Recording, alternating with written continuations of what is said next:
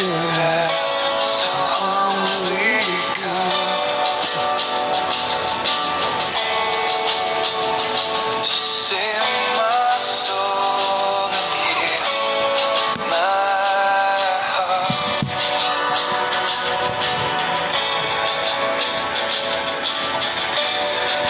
I have nothing more than all you offer me.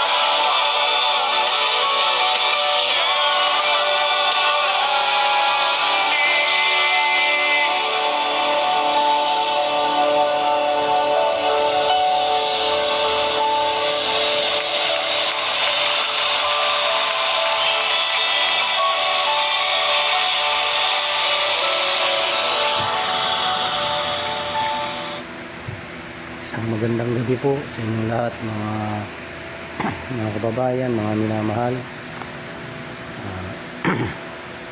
Ako po si Brother Orly na nagpapaanyaya sa bawat isa na halina po tayo ay makinig ng salita ng Diyos. Tayo po ay magbulay-bulay sa gabing ito. Muli po mga kababayan, sumayin ang kapayapaan ng Panginoon at nawa po ay patuloy tayong ingatan ng Panginoon at ilayo sa lahat ng masama at bigyan nawa tayo ng kalakasan, kalusugan at ilayo tayo sa lahat ng sakit at karamdaman po. At nawa po ang mga may sakit, nasa ospital, ang mga nasa kulungan, mga napipighati, nawa po kahabagan sila ng ating Panginoon. Ano po? So muli po mga kababayan, tunay nga po na ang Diyos ay mabuti, ang Diyos ay mahabagin, ang Diyos ay maawain, siya ay puspos ng biyaya at katotohanan. Ano po? Kaya nga po, huwag po tayong mawala ng pag-asa. Tayo po'y patuloy na manalig, sumampalataya sa ating Panginoon, sapagkat tunay po ang kanyang kabutihan, ang pagpapala, ang kanyang biyaya ay sagana po sa lahat, sa bawat tao. Kaya nga po, dahil sa kanyang lubos na pag-ibig at pagmamahal sa sanlibutan, sa mga tao, ay sinugo po niya ang kanyang bugtong na anak upang ang sino mang sumampalataya sa kanya ay huwag mapahamak, kundi magkaroon ng buhay na walang hanggan. Tunay nga po mga kababayan na ang Panginoon ay naaawa. Maawain po ang Panginoon. Ngunit mabagsik din po ang Diyos. Ano po? Sapagat ang Diyos ay naaawa sa mga taong natatakot sa Kanya, sa mga taong nagpapasakop sa Kanyang salita, sa mga taong sumusunod sa Kanyang kalooban. Sapagat yan po ay nais ng Diyos na gawin ng tao, na kung tayo ay sumunod sa Kanyang salita, sa Kanyang kalooban, ay hindi niya po tayo pababayaan. Tunay nga po na patuloy niya tayong iingatan sa lahat ng kasamaan. Kaya nga po nakakalungkot na nangyayari sa sanlibutan ngayon na maraming tao na nagpapatayan, may mga taong pumapatay nang walang awa sa kanyang kapwa. At ganun din naman po sa mga bansa na nagkakagulo, nagdidigmaan, nagpapatayan. Sa kabila pong lahat ng mga nangyaring ito sa buhay ng bawat tao, ang Diyos ay nananatili pong mabuti. Kaya nga lang po hinahayaan ng Diyos na magkaganito ang mga tao, magkagulo, sapagkat ang nais ng Diyos na hanapin ng tao ang Diyos sa panahon ng kanyang kapighatian, sa panahon ng kanyang kaguluhan sa kanyang buhay, ay nais ng Diyos na hanapin siya. Ang nais ng Diyos ay hagilapin ng Diyos, hanapin ang Diyos ng buong puso, at siya'y masusumpungan. Ano po? Basahin po natin yung aklat ng Gawa, mga kababayan. Dito po sa Kapitulo 17, basahin po natin ano po.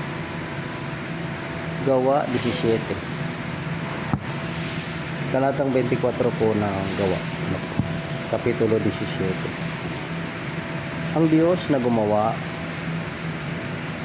ng sanglibutan at ng lahat ng mga bagay na narito, siya palibhasa'y Panginoon ng langit at ng lupa, ay hindi tumatahan sa mga templong ginawa ng mga kamay. Ni hindi rin naman siya pinaglilingkuran siya ng mga kamay ng mga tao, na para bagang siya'y nangangailangan ng anumang bagay, yamang siya rin ang nagbibigay sa lahat ng buhay at ng hininga at ng lahat ng mga bagay. Dito po mga kababayan ay ang Diyos ay ang sabi na gumawa ng sanglibutan at ng lahat ng mga bagay na naririto. Siya palibhas ay Panginoon ng langit at lupa, ay hindi tumatahan sa mga templong ginawa ng mga kamay. Marami pong mga tao sa ating panahon na mas mahalaga pa sa kanila yung kanilang templong panambahan kaysa sa kanyang kapwa. Maraming mga tao na yung kanyang larawan na sinasamba, ginagalang, niluluhuran, niyuyukuran, ay pinahahalagahan niya ng higit pa kaysa sa kanyang kapwa. Sinasamba, halos ang mga tao ay nagpapakamatay alang-alang lang sa kanilang mga Diyos-Diyusan na pinahalagahan, na kanilang hinihimas-himas para daw sila ipagpapalay.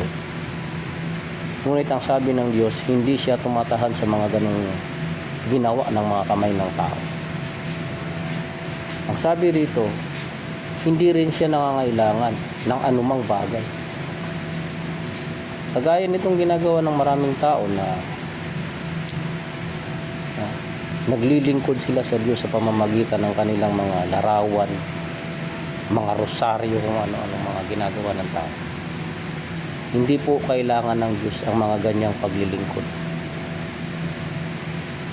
Sapagkat ang nais ng Diyos na tunay na paglilingkod ay kilalanin siya na siya yung Diyos na gumawa ng lahat ng bagay. Siya yung Diyos na gumawa ng sanlibutan, ng lupa, at ng lahat ng bagay na naririto. Kaya nga ang sabi, siya hindi nangangailangan ng anumang bagay, yamang siya rin ang nagbibigay sa lahat ng buhay. Siya po ang nagbibigay ng ating buhay. Siya po ang nagbigay sa atin ng buhay. Kaya yung mga tao na pinipilit na binubuhay yung mga larawan, hinihimas, pinaglilingkuran, niluluhod-luhuran, niyuyukod-yukuran. Ang sabi ng Diyos, ang sabi rito sa nakasulat, ang Diyos ang nagbigay ng buhay. Siya yung nagbibigay ng buhay at ng hininga at ng lahat ng mga bagay sa tao. Kaya dito po ay ating makikita at mababasa sa salita ng Diyos ng tunay na paglilingkod po ay di sa pamamagitan ng gawa ng kamay ng tao, kundi sa tunay na pamumuhay ayon sa espiritual na pamumuhay at sa katotohanan. Basahin po natin sa talatang 26. At ginawa niya sa isa ang bawat bansa ng mga tao upang magsipanahan sa balat ng buong lupa, na itinakda ang kanilang mga talagang ayos ng mga kapanahunan at ang mga hangganan ng kanilang tahanan. Diyos po ang naglagay ng hangganan ng tahanan ng bawat tao, ng bawat bansa. Siya po ang naglagay niyan ng hangganan. At maging sa kanilang mga ayos, ang Diyos po ang gumawa ng lahat ng bagay na ito. Anong dahilan po? Upang kanilang hanapin ang Diyos. Baka sakaling maapuhap nila siya at siya'y masumpungan, bagaman hindi siya malayo sa bawat isa sa atin. Maraming tao na paulit-ulit na nananalangin, nagdadasal, kung ano-anong panalangin na paulit-ulit, na para bagang hindi sila napapakinggan ng Diyos, kaya inuulit-ulit nila ang kanilang mga sinasabi. Ang sabi dito, upang kanilang hanapin ang Diyos. baka sakaling maapuhap nila siya at siya'y masusumpungan. Bakit? Bagaman hindi siya malayo sa bawat isa sa atin. Lagi pong nakahanda ang Diyos na duminig sa dalangin ng tao, sapagkat siya hindi malayo sa bawat isa sa atin. Kaya po hindi naririnig ng Panginoon ang dalangin ng maraming tao, sapagkat ayaw ng Diyos na pakinggan ang dalangin ng mga taong masasama. Dahil ang nais ng Diyos, ang kanyang tinidinig, ng mga panalangin ay yung mga taong humahanap sa Kanya. Humahanap. Paano pong humahanap?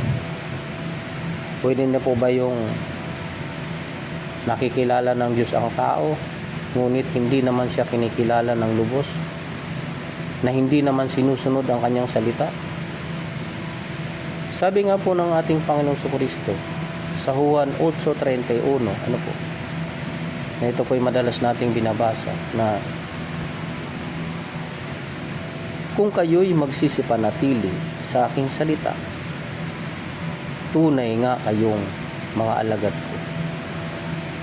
At inyong makikilala ang katotohanan, at ang katotohanan ay magpapalaya sa inyo. Dito po, tunay nga po na ang tunay na paghahanap sa Diyos sa mga tao, ang nais ng Diyos na ang sabi, manatili sa kanyang salita. At doon mapapatunayan na ang tao ay alagad ng Diyos o alagad ng Panginoon Jesucristo. Sapagkat ang katunayan na ang tao ay alagad ng Panginoon Jesucristo, siya po ay nananatili sa kanyang mga salita. Hindi lumilihis sa kanyang aral. Kaya nga po ang mundo ngayon ay magulo. Ang mundo ngayon ay puro kaguluhan. Saan mang dako ng mundo, magulo po. Ang isip ng tao magulo. Kunting bagay, kunting kibot, away, may patayan, ano po. Bakit po nangyayari ito? Sapagkat maraming tao na hindi kumikilala sa Diyos. Hindi sumusunod sa Diyos. Oo nga, sabi ng maraming tao, nakikilala ko naman ng Diyos . Alam niyo po ba kung ano po yung tunay na pagkakilala sa Diyos? Ang tunay po na pagkakilala sa Diyos ay yung totoo na paglilingkod. Ano po? Na ang sabi nga doon sa Galacia ngayong nalalaman na ninyo, kuyamang ang lalong mabuting sabihin ay kayo'y nakikilala ng Diyos. Ay huwag na kayong bumalik muli sa pagkaalipin. Kagaya ng maraming mga born again, mga Christian na nagpapakilala, nakalaya na raw sila mula sa maling aral, mula sa aral turo ng kamalian na kinagisnan ng maraming tao. Ngunit kung susuriin natin ang kanilang ginagawa, ang kanilang mga turo ay mga balintuna. Marami pong balintuna sa katotohanan. Nagtuturo ng pagpapastora, nag-uutos sa kanilang mga miyembro na manghingi ng pera, manulisit sa kung saan saan, sa mga palengke, sa kalsada, kung saan saan, sa mga bahay. Marami pong ganyan tao na ginagamit ang salita ng Diyos para kumita. Hindi po naglilingkod sa Diyos para sa katotohanan, kundi para sa pera. Dahil sa pera po, marami pong tao na naglilingkod dahil sa pera. Ginagamit ang salita ng Diyos upang pagkakakitaan. Yan pong mga ganyang uri ng tao, mga kababayan, ay hindi po yan tunay na lingkod ng Diyos. Dahil ang tunay na mga lingkod ng Diyos ay nananatili sa salita ng Panginoong Jesucristo. Kaya nga ang sabi rito sa Aklat ng Gawa, ang nais ng Diyos, kaya niya itinadhana o inilagay ang hangganan ng bawat ayos ng tahanan ng bawat tao upang kanilang hanapin ang Diyos. Sa mga dako po na may kaguluhan, na may mga digmaan, patayan, tayo po ay nasa ganyang kalagayan. Kung ikaw ay nasa kalagayan na ganyan, ay kapighatian po ang iyong buhay. Hindi mo alam kung saan ka papunta, saan ka tutungo, upang makaiwas ka sa mga lumilipad na mga pumapatay ng tao. Marami pong purpose ang Diyos kung bakit nangyayari ito. Maging po yung mga lindol, mga baha. Marami pong tao na nagsasabi na ang lindol daw po ay gawa ng kalikasan. Ang baha daw po, ang mga dilubyo ay gawa ng kalikasan. Ang katotohanan po, mga kapatid, mga kababayan, anumang bagay na nangyayari sa bawat tao sa sanlibutan, wala pong magagawa ang anumang bagay, maging ang demonyo, wala pong magagawa yan kung hindi ipahintulot ng Diyos sa tao na siya'y mapahamak. Sino man po sa atin na nabubuhay sa mundong ito, wala pong magagawa ang demonyo laban sa kanino man kung hindi ipahintulot ng Diyos. Tunay po yan, mga kababayan, sapagkat ang Diyos ay makapangyarihan sa lahat. Walang makapipigil sa kanyang galit kapag siya nagpaparusa sa bawat tao. Kaya maraming mga sakuna, mga namamatay sa baha, sa lindol. Yan po ay, ang sabi sa Aklat ng Awit ay, ang pagyanig ng lupa ay sa titig ng Panginoon. Basahin po natin yan, Basahin po natin dito sa Aklat ng Awit, sa Kapitulo 104 or 104 verse 32. Na siyang tumitingin sa lupa at nayayanig. Kanyang hinihipo ang mga bundok at nagsisiusok. Ayan.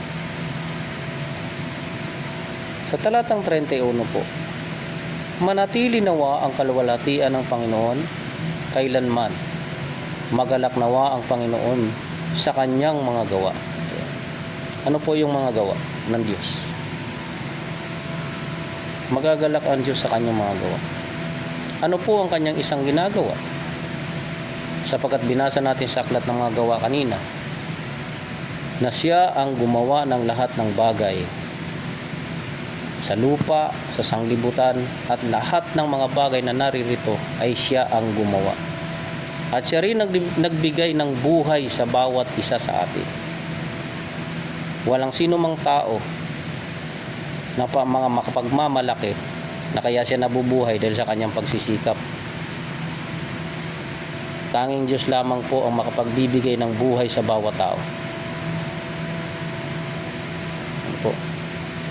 Kaya ang sabi rito, manatili nawa ang kalwalhatian ng Panginoon kailanman. Magalak nawa ang Panginoon sa kanyang mga gawa.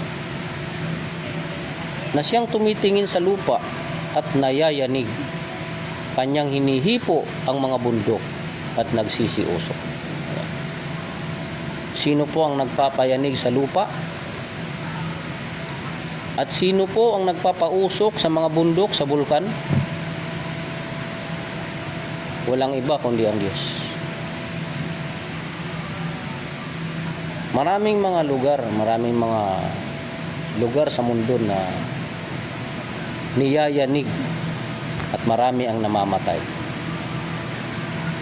Sino po ang nagyanig ng lupa? Kalikasan ba? Sabi ng maraming tao, kalikasan daw. Pati yung mga baha ng mga gumigiba ng mga bahay. Pati yung mga landslide. Gawa raw po ng kalikasan. Yan yung mga tao na hindi nila kinikilala ang Diyos. Dahil para sa kanila, yung kanilang paniniwala ang importante, hindi ang Diyos. Ang katotohanan po mga kababayan, na nagpapayanig ng lupa at nagpapausok ng bundok ay ang Diyos. Wala na pong iba. Siya rin po ang pumapatay ng tao at siya rin po ang bumubuhay ng tao. Walang sinumang tao na nabubuhay sa kanyang sarili. Dahil ang kanyang buhay, ayon sa aklat ng Gawa na binasa natin kanina, siya rin ang nagbibigay ng buhay sa bawat isa sa atin. Walang sino mang taong makapagmamalaki na kaya siya nabubuhay dahil sa kanyang pagsisikap. Ang Diyos po ang nagbibigay ng buhay sa bawat tao. Ang Diyos po ang pumapatay, siya rin po ang bumubuhay. Basahin po natin dito sa Deuteronomy. Basahin po natin Deuteronomio 32 talatang 39. Tingnan ninyo ngayon na ako sa makatuwid bagay, ako nga. At walang Diyos sa akin. Ako'y pumapatay at ako'y bumubuhay. Ako'y sumusugat at ako'y nagpapagaling. At walang makaliligtas sa aking kamay. Yan. Ang Panginoon ang wika, tingnan ninyo ngayon na ako sa makatuwid bagay, ako nga. At walang Diyos sa akin. Walang ibang Diyos maliban sa Kanya. Ako ang pumapatay, ako ang bumubuhay. Ako ang sumusugat at ako ang nagpapagaling. At walang makaliligtas sa aking kamay. Wala pong sino mang tao na makaliligtas o makaigkas sa kamay ng Diyos kapag ang tao ay nais ng Diyos o nais na ng Diyos na patayin siya. Wala pong sino mang tao na makakaligtas sa kamay ng Diyos. Maraming tao na kaya po humahantong sa kanila ang kaguluhan, patayan, sapagkat ang nasa kanilang isip din po ay kaguluhan, pag-iisip ng pagpatay sa kapwa. Alam niyo po ba na ang Diyos ay ayon sa ating binanggit kanina ay mabuti po ang Diyos. Siya'y puspos ng kahabagan, puspos ng biyaya. Bakit hinahayaan ng Diyos ang maraming tao na masadlak sa maraming kaguluhan, sa maraming kapighatian, sa kahirapan?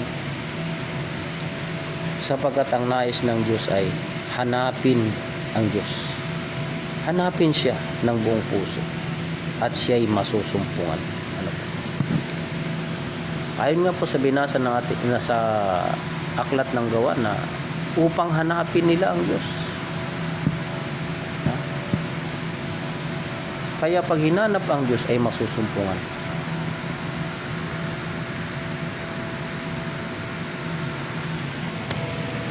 Basahin po natin sa aklat ng Kawikaan po. Masabi po rito, aking iniibig sila na nagsisiibig sa akin, at yaong nagsisihanap na masikap sa akin ay masusumpungan ako. Ayan. Ang paghahanap pala po sa Panginoon ay buong sikap. nagsisikap na hanapin ang Diyos. Anong klaseng paghahanap po? Umiibig sa Diyos. Pag nasumpungan ng Diyos, dapat po panghawakan po yung kanyang salita, sapagkat masusumpungan po siya sa mga taong naghanap o hinahanap siya ng buong sikap. Ano po? Kaya nga po, tunay na ang pag-ibig sa Diyos, na ayon dito sa ating binasa, ang paghahanap sa Diyos ay buong pagsikap o buong puso po ang paghahanap sa Diyos. Hindi po yung hahanapin lang ang Diyos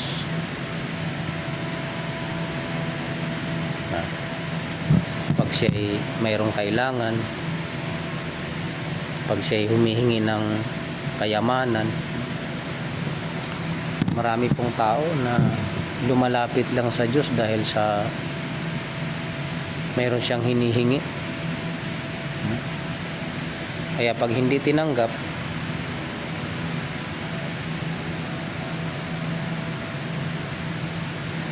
yun po ang mangyayari, mga kababayan.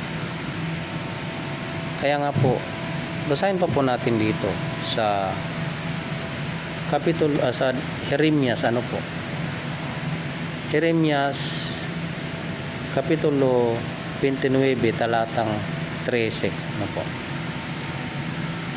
Dito po simulan natin sa talatang 11. Sapagkat nalalaman ko ang mga pag-iisip na aking iniisip sa inyo, sabi ng Panginoon. Mga pag-iisip tungkol sa kapayapaan at hindi tungkol sa kasamaan, upang bigyan kayo ng pag-asa sa inyong huling wakas. Ayan. Alam daw po ng Diyos na ang pag-iisip ng tao ay tungkol sa kanyang kapayapaan, tungkol sa kanyang katahimikan, upang bigyan ng Diyos ng pag-asa sa kanyang huling wakas. Ngunit maraming tao na ang ginagawa nila ay gusto nila sa sarili lang nila yung kapayapaan, samantalang yung iba ay kanilang dinadalamhati, ginugulo, at hindi nila pinahalagan yung kanilang kapwa. Kaya ang nais ng Diyos ay yung ang tao ay magkaroon ng takot sa Kanya, pag-ibig sa Kanya. Kaya ang sabi rito ng Panginoon, ang sabi niya, at kayo'y magsisitawag sa akin, at kayo'y magsisiyaon at magsisidalangin sa akin, at aking didinggin kayo, at inyong hanapin ako at masusumpungan ako. Ayan, masusumpungan daw po ang Diyos pag ating hanapin siya, masusumpungan siya. Paano po natin siya hahanapin? Yung sa binasa natin kanina ay hanapin nila ako ng masikap. Nang sabi rito, at inyong hahanapin ako at masusumpungan ako, pagka inyong sisiyasatin ako ng inyong buong puso. Yan. Buong puso po pala ang paghahanap sa Diyos, ang paghahagilap sa Diyos, sapagkat ang sabi, hindi po siya malayo sa bawat isa sa atin. Yamang siya rin ang nagbigay sa atin, sa bawat isa sa atin, ng buhay. Kaya tayo po ay masusumpungan po natin ng Diyos kung tayo'y ating hinahanap siya ng buong pagsisikap at ng buong puso. Ano po ang isa pong halimbawa upang tayo ating makilala ang Panginoon, ating masumpungan siya sa ating paghahanap sa Kanya? Sabi ng Panginoon Jesucristo, manatili kayo sa aking salita. Yun po dahil ang susi upang makilala natin ang katotohanan, at ang katotohanan ay magpapalaya sa atin at tayo'y mananatili sa katotohanan kapag ang salita ng Diyos ay ating pinanatilihan at tayo'y sumusunod sa kanyang salita. Kaya nga po ang nais ng Diyos ay tayo po'y hanapin natin siya ng buong sikap, buong puso. Siyasatin natin siya ng buong puso. Sapagat ang Diyos nga po ay tunay na mahabagin. Ano po? Dito po sa aklat ng awit, ano po? Nakalagay po dito sa aklat ng awit, mga kababayan, mga minamahal, ay talaga pong ang Diyos ay mahabagin. Siya ay maawain. Ano po? Kailang ang Diyos ay mabagsik din po sa mga taong hindi umiibig sa Kanya, sa mga taong napupuot sa Kanya, ay may puot din po ang Diyos. Ngunit ang Diyos ay mahabagin, mapagpatawad, at mapagpahinurod, mapagpakumbabang loob. Bagamat siya'y matayog ang wika, ay kasama siya ng mga taong mayroong mapagpakumbabang loob at mapagsising puso. Ganun po ang Diyos. Siya po'y mabagsik, ngunit siya po'y mabuti. Kaya nga, ang makakasumpong lamang sa Kanya ay yung mga taong nagsisikap na siya'y hanapin at siyasatin siya ng buong puso. Siya po'y masusumpungan, sabi ng Panginoon. Basahin po natin dito sa aklat ng awit, kapitulo 103, 103 verse 13, ano po? Kung paano ang Ama ay naaawa sa kanyang mga anak, gayon naaawa ang Panginoon sa kanilang nangatatakot sa Kanya. Ayan. Ang Panginoon pala po talaga pong maawain. Ngunit doon po siya naaawa sa mga nangatatakot sa Kanya. Ang Diyos po ay mabuti. Ayon po sa aklat ng Roma, masdan mo nga ang kabutihan at ang kabagsikan ng Diyos. Marami po kasing tao na nag-iisip na ang Diyos daw ay hindi namamalo, sapagat napakabait po ng Diyos, brad. Hindi po siya namamalo. Sabi nga ang Diyos pa nga ang nag-utos sa mga magulang na paluin mo ang bata ng pamalong pansaway, hindi pamalong 2x2 para mamatay. Marami po kasi mga magulang pag pumalo sa mga anak 2x2 ang pinangahataw, hindi patay po yung anak ninyo. Ang ipang papalo po sa bata yung pamalong pangsaway, yun po yung nakasulat, mga kababayan. Hindi po pamalong pampatay, kundi pamalong pangsaway. Ang Diyos po, mga kababayan, ay namamalo. Namamalo po ang Diyos.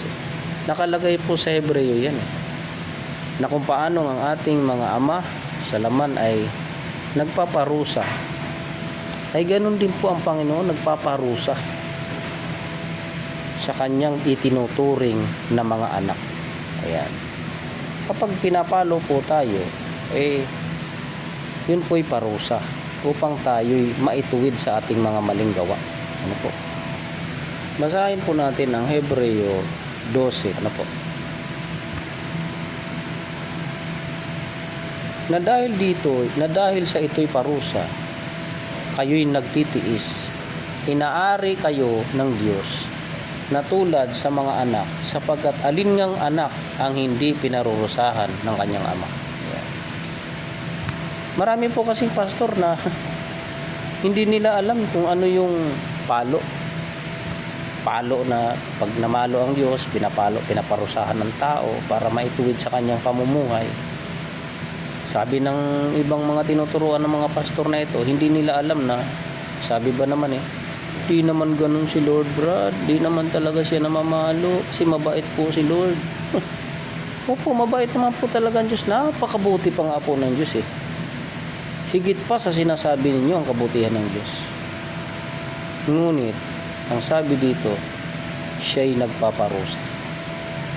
Dahil alin daw ba sa mga anak ang hindi pinarurusahan ng kanyang ama?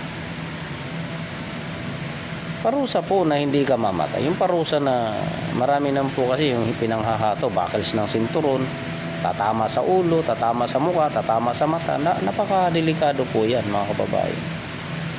Kaya ang pamalo po na dapat ipalo sa ating mga anak ay yung pamalong pangsaway. Hindi po yung pamalong pangpatay. Ano po? Yun po yung aral ng Diyos. Ano po? Basahin po natin sa talatang 8. Datapat kung kayo'y hindi pinarurusahan na pawang na naranasan ng lahat. Kung gayo'y mga anak sa ligaw kayo at hindi tunay na anak. Ito palang mga pastor na ang paniniwala nila ang Diyos ay hindi namamalo, pati itong mga born again na ito, eh hindi pala sila anak ng Diyos kasi anak sila sa ligaw. Kasi ang paniwala nila hindi namamalo ang Diyos. Ang Diyos po, pag itinuturing kang anak, parurusahan ka, papaluin ka. Papaluin ka po. Kapag ikay nagkakasala, pag ikay nagkamali, ano po? Makakaranas ka ng parusa, makakaranas ka ng palo. Ngayon, kung ang paniniwala mo ang Diyos ay hindi namamalo, ay hindi ka anak ng Diyos. Kasi hindi mo alam yung kanyang salita. Hindi mo alam ang kanyang salita. Kaya nga po, kung tayo daw ay pinapalo, pinaparusahan, ay ang sabi rito, itinuring tayong mga anak. Ayan. Tayo itinuring na mga anak ng Diyos. Ayan. Talatang 9. Bukod dito, tayo'y nagkakaroon ng mga ama ng ating laman upang tayo parusahan at sila'y ating iginagalang, hindi baga lalong tayo'y pasasakop sa ama ng mga espiritu at tayo'y mabubuhay. Ayan. Kaya nga po mga kababayan, tunay na ang Diyos po yung nagbibigay buhay.